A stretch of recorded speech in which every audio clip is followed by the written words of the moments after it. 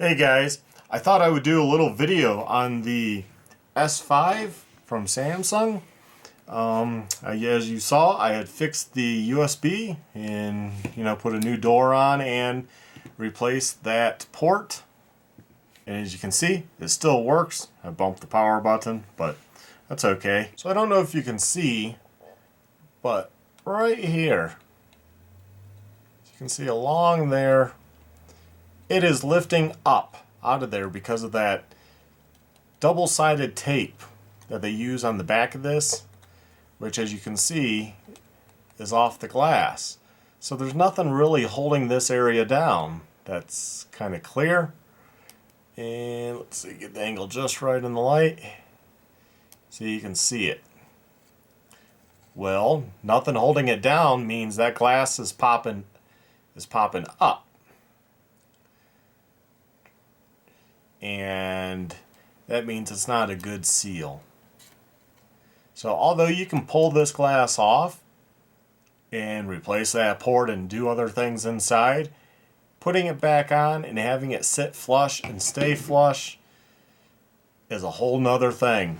And you might be able to do something like take this glass back off and then maybe run a bead of black RTV/silicone caulk in the spots. Well, I would probably do a light bead around, and then with the phone off, probably battery out, take a clamp that has rubber on both sides and has a wide footprint and put pressure on this to hold it down, clean up any excess, and then let it dry. And that would probably work. That would be one idea.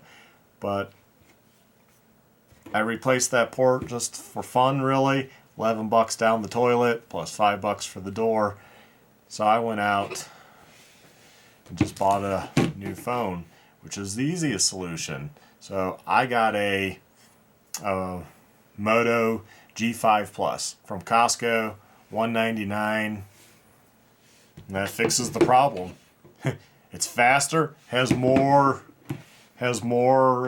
memory than this internally because it doesn't have all the bloatware from Verizon. And it lets me add an SD card still, like new phones don't let you do. So I have a 64 gig SD card in here, and I have plenty of room, so like 24 gigabyte of internal space still left, I believe, when I last looked, or 22. It's a lot more. This was always running out of room, and I would always have to go find something, and most of the Verizon programs won't let you delete stuff.